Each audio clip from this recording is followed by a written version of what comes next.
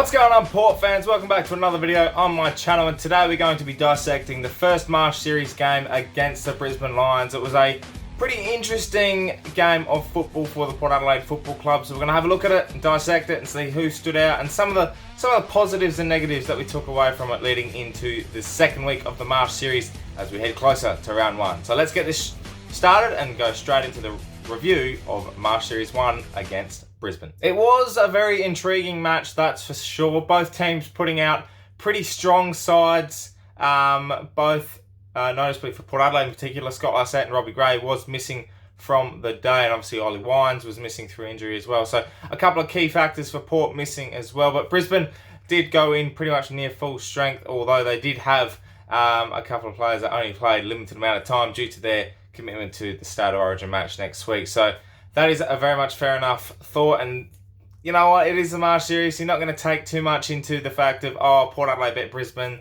that is a game changer for the year. It's purely just a trial match, and look, it sometimes can mean something a little bit more in terms of confidence, and for Port Adelaide in particular, I think this is a big tick of approval for a lot of us fans and a lot of the people in the media, and critics especially. You know, there was a lot of weight on that first game yesterday, and I really think that, especially with Ken Hinkley, his position at the club at the moment under a bit of pressure, I do feel like a win was probably necessary, more so than for other teams throughout the Marsh series. Let's start off with Charlie Dixon, probably the biggest standout of the day. He was a force to be reckoned with across all four quarters, and just his pressure on the ground and his second and third and fourth efforts were very much noticeable. His tackling, his pressure inside 50, his contested work, whether it's marking or on the ground, and also kicking 4 goals 3, which was a good return. He could have had 6-1, I reckon,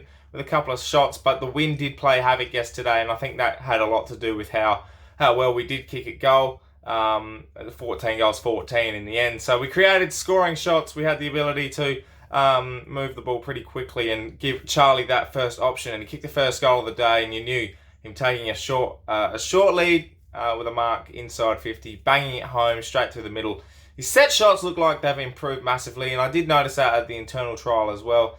And it's something that I reckon has played a bit in his mind since probably that elimination final in 2017. So it was good to see him come about, and I look forward to seeing many more of those types of games this year because he looks fit, he looks cut, and he looks ready to go. Stephen Mollop was another one that I took out, a big positive for him in terms of his form and his confidence.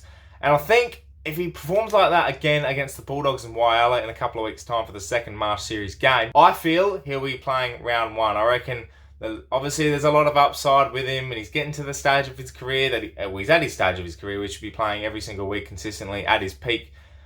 But it's just inconsistency from Motlop, and if he works hard and plays to his strengths like he did yesterday against the Lions, he's got that ability to add 2 or 3 extra goals to the game like he did and influence the contest, and he did it multiple times up forward, and his pressure acts were enormous. I think he had something like 23 for the day.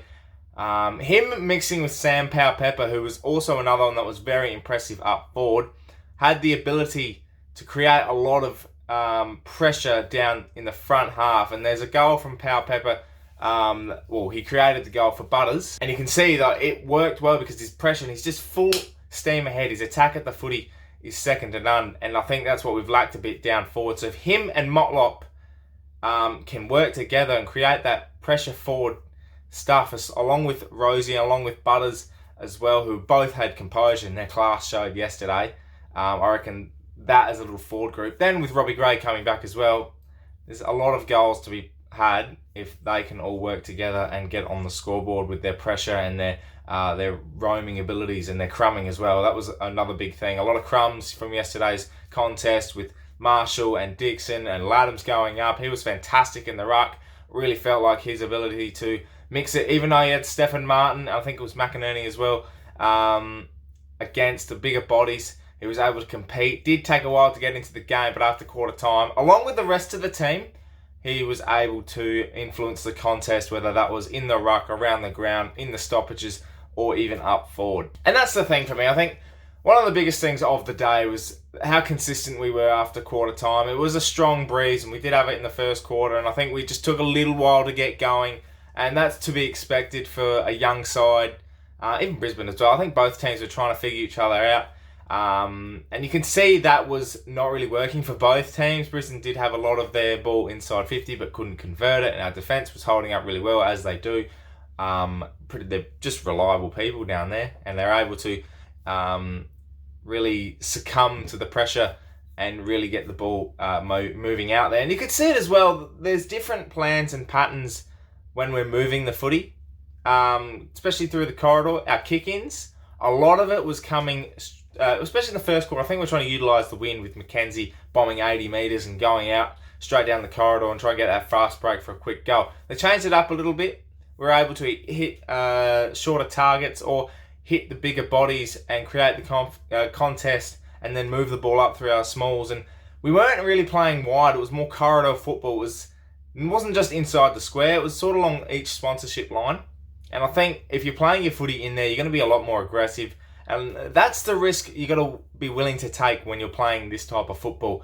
Skills are going to be a massive part. It did show yesterday that that is a little bit to work on. But then again, we're actually hitting our targets pretty well. Most of our midfield did have 70% or plus with their disposable efficiency as well. So definitely a big tick for the way we move the ball, the way certain players influence the contest. And I think, going into the second week of the Marsh series in a couple of weeks' time, it'll be it'll be more interesting to see how that pans out. It's time for Boak Watch. Now, this is a new segment to our reviews for 2020. As you all know, that my favourite player is Travis Boak, so we won't be mentioning Travis at all for a review. He gets 1 minute by himself because he's such a star player, and we all love him. We all love Travis Boak. So his game yesterday was simple. He had 33 touches at 76% efficiency, 111 fantasy points. He had about 12 clearances, 8 score involvements, 7 tackles.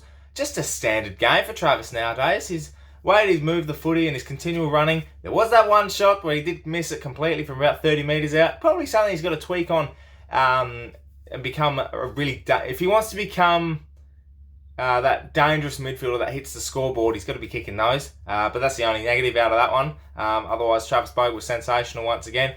In a Marsh series game, yes I know, but he's our number one midfielder at the moment, and the way he conducts himself and moves with the footy and just attacks each contest in second, third, fourth and fifth efforts. Yeah, that's why we have Boak Watch, because he's a star and he needs to be recognised. Not a lot else to really take out of the game. The youngsters did look pretty good. Georgiadis was flying everywhere, attacking the footy and couldn't quite bring any down, but I think that'll do his confidence a world of good. We just got to work on leading patterns and making sure we don't get in front of Charlie's or Marshall, or even if Mitch is going up, one person goes up, create a contest, and then we have many more on the ground, because at occasions it did look like it was moving out a bit too easy when we were all flying up. So that's probably a bit of chemistry work that we're going to work on going into the second game. But nonetheless, a pretty positive performance for Port Adelaide. I'm definitely looking forward to seeing the second Marsh series game against the Bulldogs in Whyalla. Give us an even more of an indication of where we sit in terms of form and how we're looking in terms of ball movement and our plans and structures ready for round one against the Gold Coast. So very much looking forward to that. Thank you so much for watching, Port fans. Make sure you subscribe to the channel if you're new for plenty more Port Adelaide content. Leave a comment below about how you thought the game went and what players stood out for you. My name is Anthony, and as always, go on the ThePear.